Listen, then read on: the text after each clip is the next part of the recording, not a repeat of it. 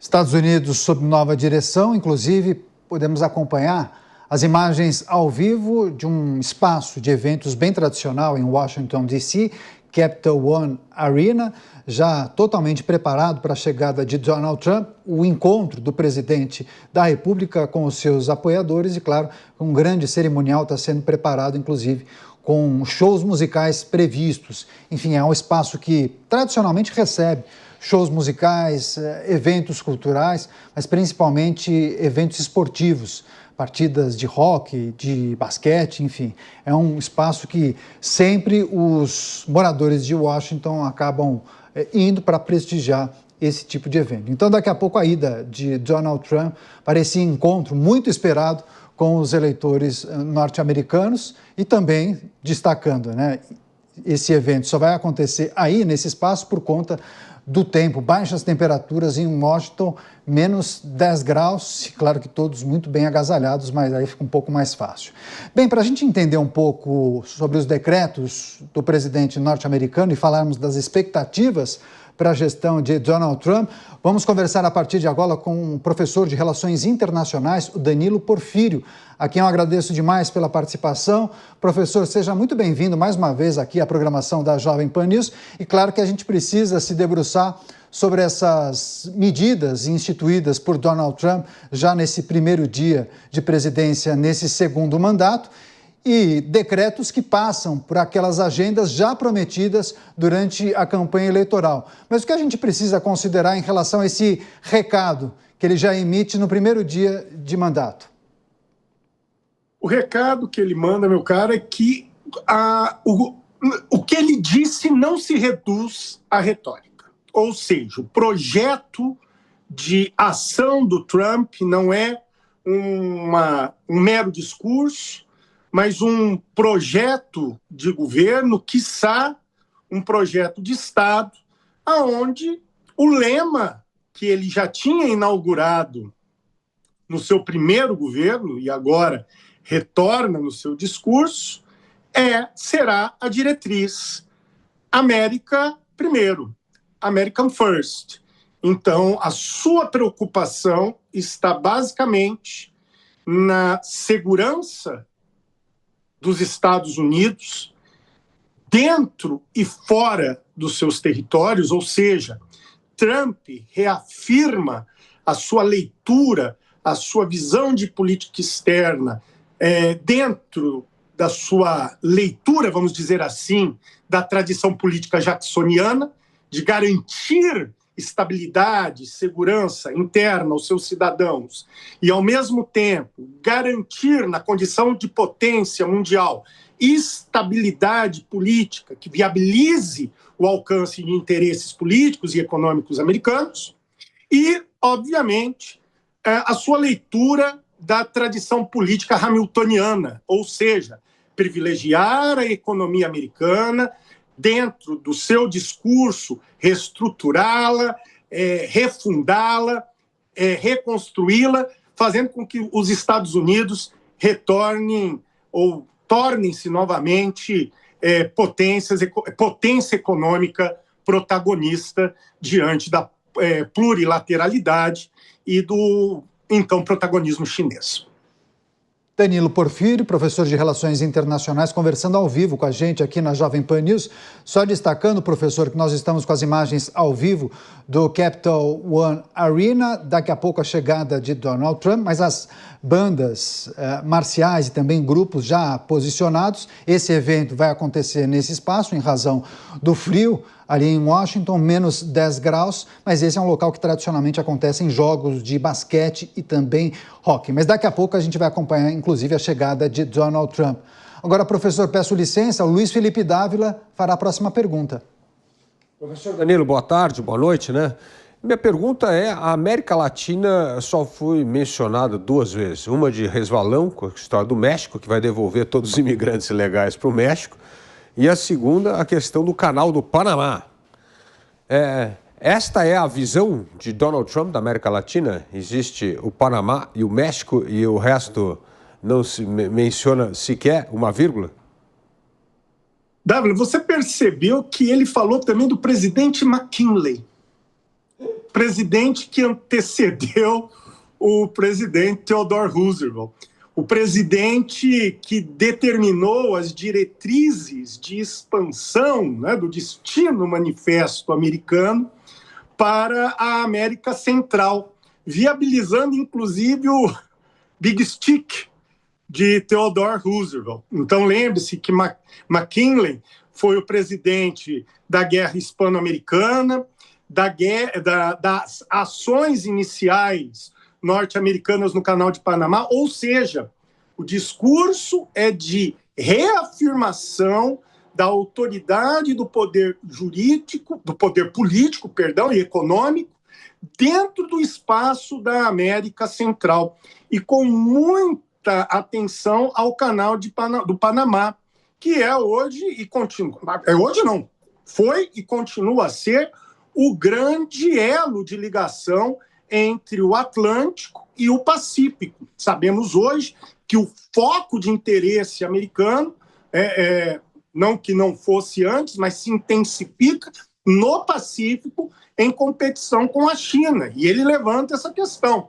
Olha, nós devolvemos o Canal do Panamá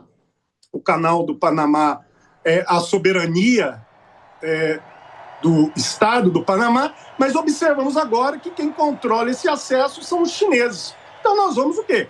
Retomar dentro dos nossos interesses. E, obviamente, voltamos a tratar a América Central e a América do Norte, diga-se aqui o México, na perspectiva da tradição jacksoniana da segurança das fronteiras. E vamos ver aí pela frente como Trump se comportará em relação à Venezuela, não apenas pelo regime, mas pela importância estratégica da Venezuela como fornecedora de petróleo. E isso faz parte também da lógica jacksoniana de segurança logística enquanto potência e da lógica hamiltoniana de consolidação de espaços econômicos sempre defendidos pelos americanos. Acompanhamos pelas imagens ao vivo, inclusive, a geração da TV norte-americana focalizando os filhos de Donald Trump, Barron Trump, o Donald Trump Jr. e também Eric Trump. E, claro, foram ovacionados, muito aplaudidos pelo público que está agora, neste momento, no Capital One Arena, aguardando a chegada do presidente norte-americano, os filhos de Donald Trump e as respectivas esposas. E agora, claro, a câmera focalizando nos três, que são muito aplaudidos. Aí, Eric Trump, Donald Trump Jr. e também o mais novo, agora, aparecendo na tela, o Barron Trump. A gente falava sobre a questão que envolve o Canal do Panamá. O Dávila quer fazer um complemento rapidamente. Vai lá, Dávila. Não, professor Danilo, só uma questão importante, que na época do Big Stick, os Estados Unidos dominava militarmente e economicamente a região. E hoje, economicamente, os Estados Unidos já perderam a América Latina para a China, que se tornou o maior parceiro comercial. Como será a política do Big Stick sem essa preponderância comercial? O que nos parece, Dávila, é que o discurso do Trump é um discurso de busca de restauração, de perda de espaços perdidos, né? E, obviamente, nós temos aqui recursos de ordem econômica, investimentos, de ordem política, alinhamento de regimes, não é? Como no caso de Honduras, né? De alinhamento de regimes com os norte-americanos, e nós temos aí que cogitar também ações enfáticas poderão ser militares. Na história dos Estados Unidos, por mais de uma vez, os americanos, quando necessário aos olhos deles, agiram, seja no governo Reagan, seja no governo George Bush pai, né? Em ações como em Granada, em ações contra o Panamá, no governo Manuel Noriega, né? E podemos pensar possibilidades como esta num espaço de influência que tradicionalmente é americano e gradualmente passa para o polo de influência chinês. Tá, e Daniel Porfírio, professor de Relações Internacionais. Professor, continue com a gente, por gentileza. Eu quero só trazer, o Roberto Mota também vai trazer uma análise sobre esse, é um ponto que gerou muita discussão e várias análises ao longo do dia, né, Mota? Porque muitos achavam, antes da posse, que seria uma bravata de Trump fazer menção à possibilidade de retomar o canal do Panamá. Só que ele reafirmou isso durante o discurso de posse. Enfim, um recado e tanto, e muitos entenderam que o recado não foi nem para o Panamá, mas sim para a China, né? Verifica, mas acho que o seu microfone está fechado, Mota. Está funcionando agora? Ok, perfeito. Perdão. Foi o que pareceu. Esse é um assunto que é motivo de debate já há algum tempo, sobre o que estaria acontecendo no canal do Panamá. E aí eu queria lembrar um episódio muito peculiar que aconteceu, eu não me lembro exatamente quanto tempo, eu acho que tem mais ou menos um ano, um episódio em que duas fragatas iranianas, 2 navios de guerra do Irã, atracaram aqui no porto do Rio de Janeiro e ficaram aqui, se eu não me engano, durante 2 meses. O Irã, vocês conhecem, é uma teocracia, uma ditadura religiosa que mata os seus cidadãos, tem uma repressão terrível e financia grupos terroristas no mundo inteiro. Esses navios ficaram aqui 2 meses e depois, quando eles partiram, a informação que circulou é que eles iam atravessar o canal do Panamá em uma viagem de inspeção com a finalidade de construir uma presença iraniana na região. Parece que depois de atravessar o canal do Panamá, esses 2 navios de guerra iriam para a Venezuela. Então é nesse contexto que a gente tem que entender a menção que Donald Trump fez ao canal do Panamá. E com certeza a referência à China não deve ter sido acidental. Seguimos com as imagens ao vivo do Capital One Arena, em Washington, D.C., capital norte-americana.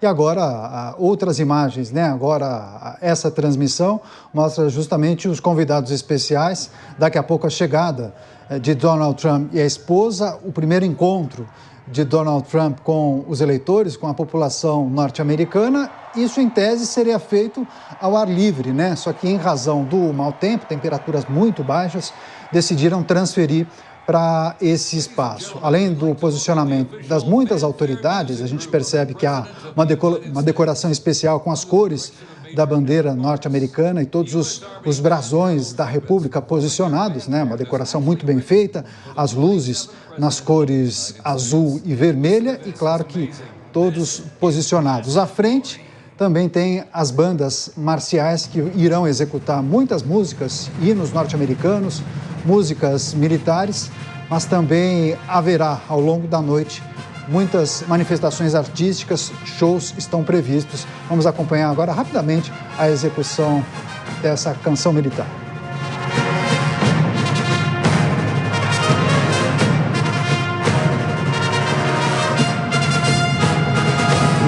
Imagens ao vivo de Washington, D.C. Daqui a pouco, chegada de Donald Trump.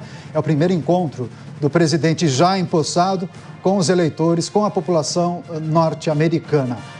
Zagarino com a gente, Sérgio Zagarino. Sérgio, peço por gentileza sua pergunta para o nosso convidado especial, nosso professor de Relações Internacionais, também participando com a gente dessa cobertura especial. Com você, Zagarino. Boa noite, professor. Eu estava acompanhando aqui atentamente todas as ponderações, principalmente a do professor, e me chamou a atenção um fato que eu gostaria de explanar, que é a questão da Rússia ainda com a China.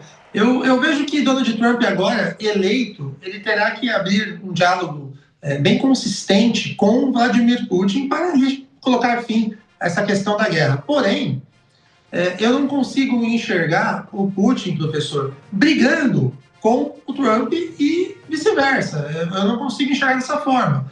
Até pelo fato de que, em termos econômicos, a China ela vem numa crescente muito grande. E isso faz eu acreditar que Donald Trump tem a possibilidade de se aliar a Vladimir Putin para conseguir criar um paralelo de igual a esse crescimento da China, já que a China hoje é a grande ameaça econômica para os Estados Unidos. É isso que eu queria entender um pouco do professor, se existe essa possibilidade desse grande bloco do Oriente, que é capitaneado ali pela China, Coreia do Norte, Índia, Irã, Rússia, os Estados Unidos têm uma negociação para talvez aproximar a Rússia um pouco mais aqui do Ocidente, se existiria essa possibilidade, diante do crescimento que não tem fim da China. A China, como você bem contou, está no Canal do Panamá, a China está ocupando cada vez mais espaço na África, que é algo que ninguém cita. A gente conversa aqui sobre guerra no Oriente Médio, guerra no leste europeu, Zagarino. Cita diversos temas, e ninguém se lembra da África, mas a China também está lá. Perfeito. Zagarino, antes da resposta do professor, só quero chamar a atenção a chegada do vice-presidente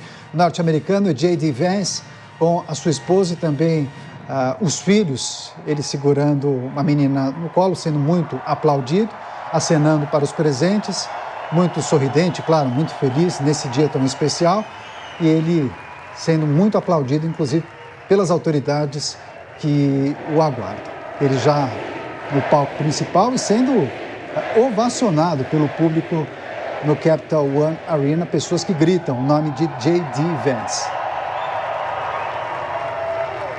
Agora ele se posiciona no local, o chefe do cerimonial acaba indicando os lugares onde a esposa e os filhos irão sentar. Todos os representantes das autoridades se levantam, ficam de pé para receber o vice-presidente dos Estados Unidos, assim como a banda marcial executando mais uma canção para a chegada de J.D. Vance ao Capital One Arena. Bom, a gente segue nas reflexões, nas análises do professor Daniel Porfírio, que vai agora responder ao questionamento do Sérgio Zagarino, que fez muitas análises, mas principalmente colocando o papel dos Estados Unidos frente à postura de China e Rússia. Você, professor? Zagarino, eu gostei das suas pontuações e gostaria de fazer só alguns ajustes, vamos dizer assim.